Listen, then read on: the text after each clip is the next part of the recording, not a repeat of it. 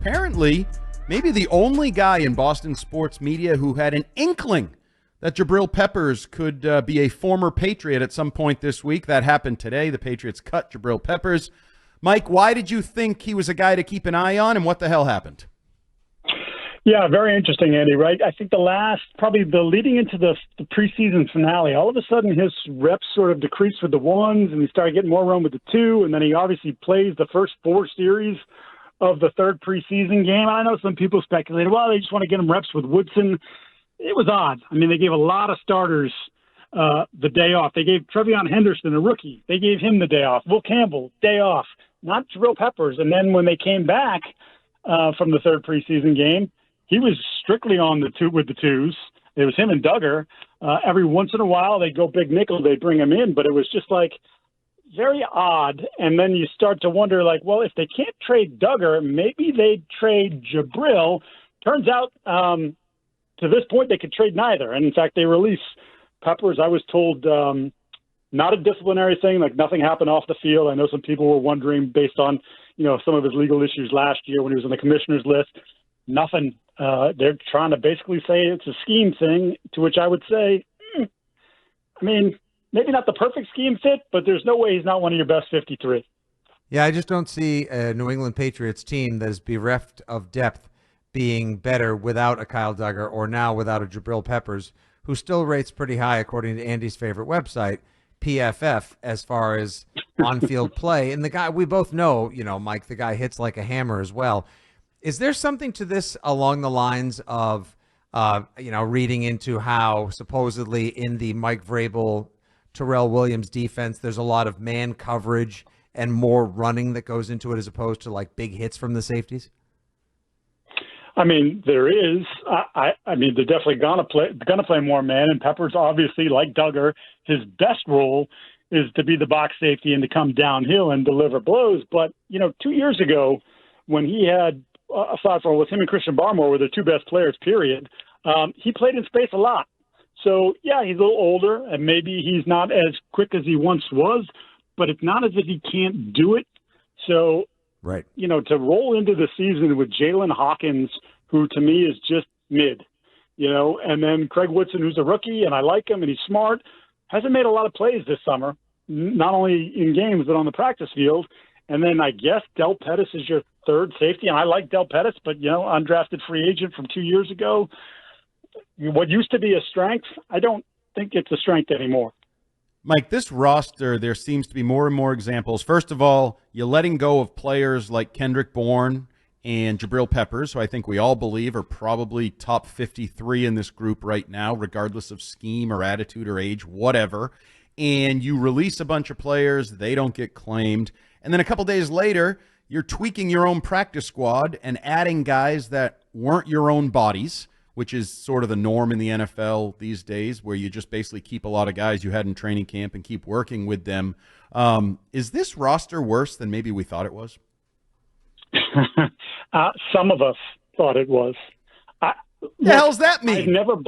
Well, Andy, I've never bought into like the double-digit win thing. Should they be playing meaningful football in December based on what they've done with the roster and certainly with the coaching staff? Yes, but that doesn't mean double-digit wins. And you can tell me all you want about the schedule, but just like you look at the schedule and say it's a weak schedule, there are the teams that dot your schedule that look at you and go, that's not a very good football team.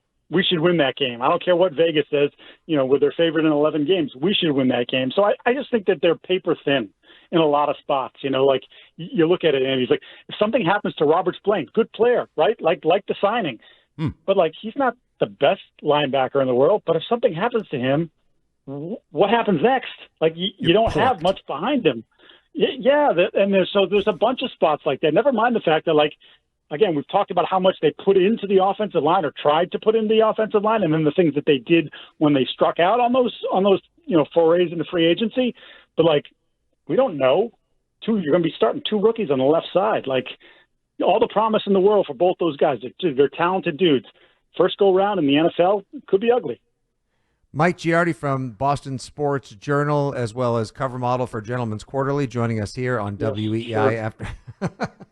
Old Gentleman's Quarterly. They have OGQ.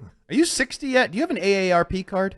You get that at 50. I'm almost there. Not 60. I'm almost for an AARP card, so I can't even speak. I think it's 55 you get your card. There's a lot of benefits 50. to I that, got mine last year. How cheap is the movie for you guys? Is that like $6 or something? I don't do movies. I saw Giardi at dinner the other night at 4:30. It was great. Yeah, it was delicious. $9.95, all you can eat. And the Red Sox hadn't even won, Andy. Yeah, all right. So, Mike, let's like take a look to next week. Obviously, like we've been talking so much about roster turnover, who's going to make it, who's not, trying to trade safeties, etc. There is a significant football game that's about to be played in 9 days, and I'm a little concerned that people regionally are not taking the Raiders as seriously as they should. What do you think? What do you think the Patriots' offense looks like when they take the field against the Raiders next Sunday at 1:00? Like what kind of game, what kind of scheme do you think we're going to see? I think it's going to be run heavy. I think there's going to be some play action off that. Now, the key with the play action is you're trying to put Drake under center is some of his misfires, some of his bad misfires in the preseason came when he was under center. And then, particularly in the game against Minnesota, after the second misfire, he didn't throw another pass that wasn't out of shotgun. So that's going to be a part of it. Can he make those adjustments? Can he calm his feet down enough so that he can set and make those throws?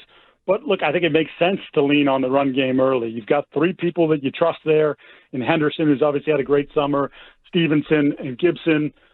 You've got a offensive line that you feel like is good run blocking regardless. We'll see about the pass blocking. That's going to be the bigger challenge, but you feel like that's a good thing. So like ball control, that to me strikes me as a good way to sort of break into this thing. And, Raiders defense is there. Max Crosby's obviously awesome, and they're going to have a plan to deal with him. But with Christian Wilkins and that whole thing and the way it went down, they're not the same kind of defensive front that you could have been facing. So from that end, there's some potential to move them around a little bit in the run game. Mike, we talked to you last week, and it was the early stages of the rat situation, the post-game comment. Vrabel kind of backtracked from that a little bit on Monday on the Greg Hill show. But we do have this situation where Elliott Wolf's drafts, not great. Elliott Wolf's signings in recent years, not great. Are we going down a road where Elliott Wolf's time in New England is numbered? I mean, it's hard not to look at all the things that Vrabel has done with Ryan Cowden and with John Stryker since they've been here and not look at the way they targeted the 2024 draft, of which there are very few guys left. And they could be moving on from another one of those guys, I think maybe sooner rather than later. And then you have the free agent guys, all those guys that they gave contracts to. Now, there was a big debate at the time in 2024 in the offseason, and I remember being kind of, I don't want to say the lone wolf over there, but I didn't love the idea of re-signing most of the core of a 4-13 team. That team let that happen. There were guys on that team that just sort of they turtled when it started to go bad, and you're like, that's not exactly the guys you want to build off of, and yet that's what they did. And now how many of them are gone? Five, I think, have been sent packing. And then there are two other ones in Duggar and Anthony Jennings, who I'm quite certain could be had if someone wants to make an offer. So, yeah, that's a pretty telling shot across Elliott Wolf and maybe Matt Groh's bow about, what you guys did. We could be better off if maybe you hadn't messed this up as much as you did. Ted has a theory that Elliott Wolf is here because he's the eyes and ears of Robert Kraft within the Vrabel world. Do you think that's true? Moles are like rats, right? Yeah, moles, rats, blinds, similar. Yeah, I would say that they like him. So whether you want to deduce because the Krafts like him, that then he becomes their eyes and ears, I think it was more of a, hey, Mike, you can bring in who you want, but Elliott's under contract. We like Elliott. We'd like to see you guys try to make this work. And, if it can't, we'll readdress it in the offseason. So I think that's sort of the path that we're headed on. All right, Mike. Christian Gonzalez has not practiced, played. He ain't done squat except wear street clothes and look good in jersey release videos. 0 to 10, what is your level of concern that he doesn't suit up week 1? I would say we're getting there. I'd probably put myself at about a 6.5, 7 right now. And I think the beginning of and I would say the beginning of next week is huge. When they get back on the field, I believe Wednesday is full go. They have the weekend off. That's going to be telling. If he's not out there, I doubt that they rush him back. You know, I mean, there's no question they want him out there. He's their best player, but conditioning is important. He's going to be doing a lot of running, and if there's concerns that it's not fully right, you can't really mess with it, because we've been down this road before where a guy comes out there and he plays and then it's a little tight, and then maybe he tries next week, and then the next week, no, he's limping off the field, and then you don't see him for 6 weeks. This team can't afford that. So if it means, again, if we don't see him early next week, if that means he's not there for week 1 and maybe week 2, like, I get it, because you want to make sure that when he gets in there that he stays in there. Okay, so I tried this last week. I don't think it went well when I tried to get you to say something positive about the Patriots, something you felt good about. Well, let's try it again then. Let's do it again, baby. It's still an 8.5 win line in Vegas. So there's still that, could they win 7? Could they win 9? Some people like Chris Sims said, they're a playoff team all day, all day. So paint me a picture, Mike Giardi, of the upside of the 2025 New England Patriots. If it comes up mostly roses for this team, how does that play out? Okay, so Drake's got to make the leap, no question. I think that Stephon Diggs has to be something close to the Stephon Diggs that we saw last year before the knee injury. Again, I'm not asking him to be 2021 Diggs, but if he's first half of 2024 Diggs, absolutely, that'd be a great thing for this offense, because they haven't had a guy like that for some time.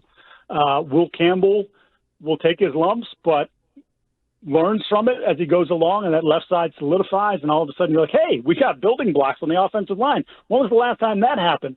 And then defensively, to me, like, if Barmore and Williams stay healthy and play something close to their salaries, can somebody, whether it's Landry, whether it's K'Lavon Chaisson, or what I was hoping for was Keon White, can one of those guys be hard to block in one-on-ones? Because they're going to get singled up a ton if the two guys in the interior are good.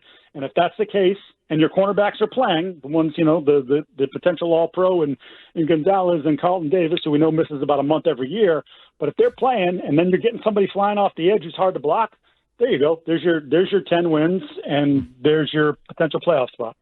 And Mike Giardi, football fan, Mike Giardi, sports dad, how much are you looking forward to this seemingly awesome college football kickoff weekend, and how glued to the tube will you be Monday night for Chapel Bill's debut against TCU? Wait, did you violate a trademark there? Do you have to pay somebody? Yeah, you can't say that. I owe Jordan a ton of money now. Yeah, you son of a gun. Chapel William. Chappelle Bill. I'm excited for it. I love the way that they sort of stacked. There's some really good. I mean, the Texas-Ohio State for week 1 or week 0, as they call it. That's awesome. Like, that's put me down. Don't call me. Don't ask me to do anything. I am locked in to that for sure. And then, Monday night, I mean, I have no idea how it's going to go. I'm curious, though, because as I said before, I think the idea of Bill now coaching 18, 19-year-olds, it's a whole different game from the people that he used to be successful with. And can he condense his game plans and make it digestible for those kids, as opposed to the stuff that he used to give, the Patriots in the heyday? Like, I'm really curious to see how that plays. Can't there be an argument made, though, that the reason why he's been hanging around with Jordan is so he can relate to younger people?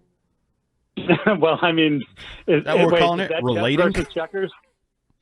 Chess versus checkers right there. Yeah, you see Belichick, he hooked up with the young girl, so when he made the switch to college, he knew how to talk to these guys. I ain't saying she a gold digger. She is, actually. She's trademarking it. Before we let you go, Michael, tell me why you hate the rivalry jerseys and why you love fighting with people about it on social media. Wow. Well, first of all, can we just say, if you want to laugh, read the responses. I don't like the jersey. People were telling me to go jump off, which, whatever, that's fine. It was kind of funny to see the overreaction. It looks nothing like the Patriots. It feels like I'm watching the University of Memphis play football, or one of these weird jerseys. Like, what is the color? The storm gray? Like, come on. Can we call it what it is? It's a straight up money grab. They want people to buy jerseys. You give it the pink jerseys for the breast cancer stuff, which the league barely donates any money to. You got the salute to service ones. It's always something. Like, I feel like I'm watching an XFL football game when I look at those jerseys. And Buffalo's is better, if we're being honest. I don't like any of them. Burn them all. That's perfect. That's Mike Giardi, Boston Sports Journal. He hates everything. We all aged with him during that interview. We'll talk to you next week, Mike, when we have real football to get ready for. I love both of you, though.